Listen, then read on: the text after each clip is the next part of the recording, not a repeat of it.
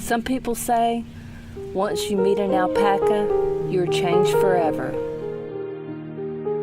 I can't speak for most, but what I do know is that once you have cared for an alpaca, you are a better person because of it. Ended up reading an article really soon after I'd gotten back by Heifer International about how alpacas were docile animals that are used in pet therapy, and women and retired folks can easily manage them. And so we started visiting a few farms, did a lot of research. I think we ended up going to about 6 farms, 6 individual farms. Quite a few. And just right away decided that's what we wanted to do. I think I went to the mission trip in July, and by October he was working on the fence. So it just really hit us that that was something that we wanted to try. And the animals we breed here are wonderful fiber, but also we breed for temperament so that they can work with special needs adults. A lot of our time is spent educating folks, because a lot of people, first of all, don't know the difference between an alpaca and a llama, and they don't know a lot about them. They've only been in the country 30 some odd years, and so a lot of people just have never even seen one. So I think that's why we get farm visitors too, that just want to get their hands on one because they've never seen one. I knew they were eco-friendly. You know, they always teach you, they have no upper teeth, so they can't pull your grass up, and they have little padded feet like dogs, and they're not going to tear up your grass. But there's just so many reasons why they're eco-friendly, and there was an article in Vogue magazine about them being the new cashmere because they don't harm the environment. They can pack on so much fiber that they can produce 4 times what a cashmere goat can produce.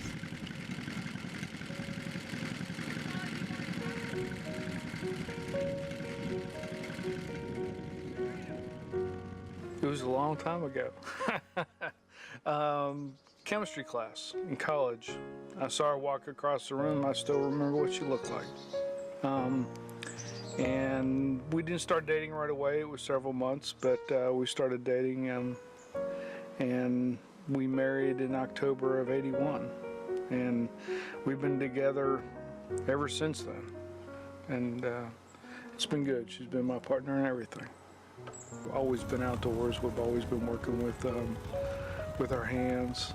So no, I don't think we would have been too terribly surprised, although alpacas might be a little bit of a surprise. Mm-hmm.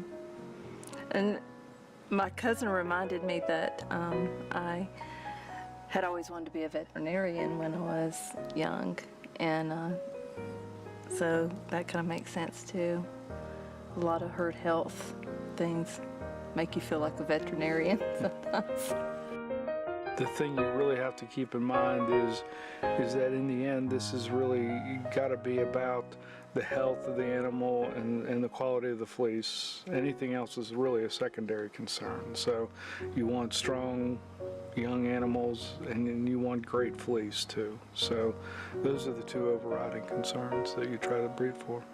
Pretty much we know now the fiber quality we want and the you know, whether it be temperament, parasite resistance, intelligence. I mean, there's so many things to consider besides their fiber.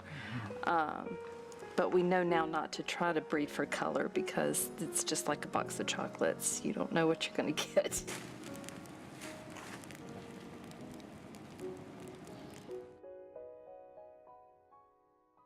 We put in there was called extreme yellow, but it's probably not going to be extreme because I didn't put as much in it as I would need to for that. But that's better than that other green. I think it needs more of this. I do too. Put it in.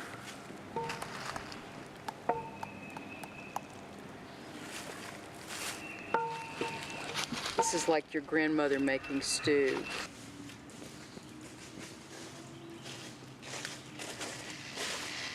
It's a haircut, and so what we do is we bring them down with the help of 3 people, and then once you have them down on their side, the actual act of shearing takes just a few minutes. Flip them over on the other side, a few minutes, and then the rest is just trimming and cutting off of the neck and from around the head and the legs.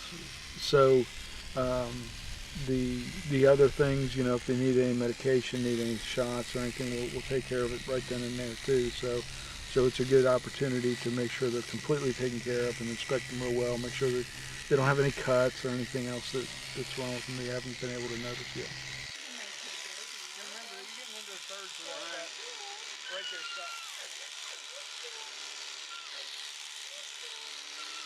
Yep.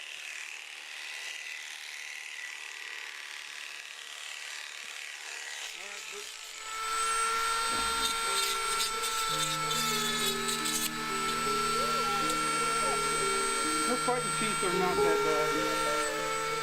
Okay, now just remember, we're concentrating on stable, not present right now. Don't worry about seconds. Seconds are gone.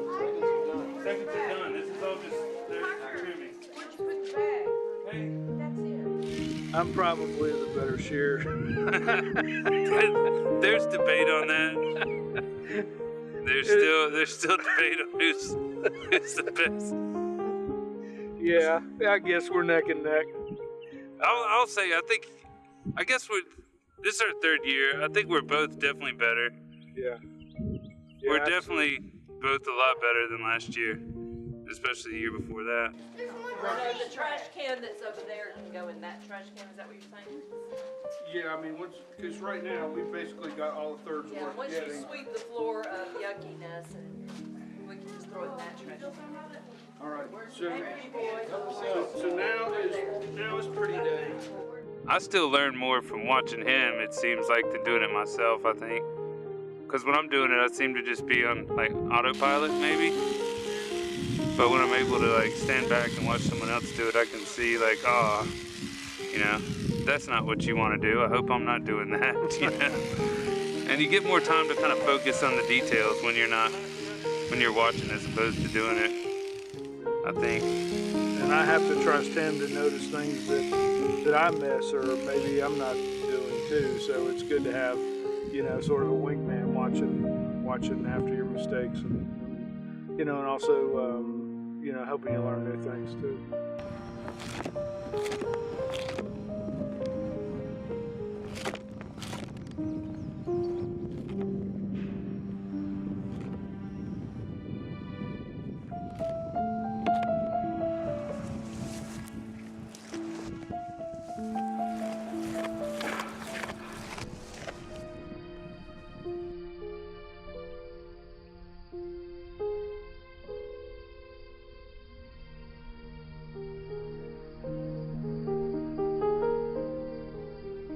She's the fiber girl in Poptown. Everybody knows it. And she weaves and she spins and she knits. And she's the one I knew I needed to go to learn the skills. And so I ended up taking her with me although she wasn't as familiar with alpaca. So we ended up learning together how to process, grade, and skirt alpaca.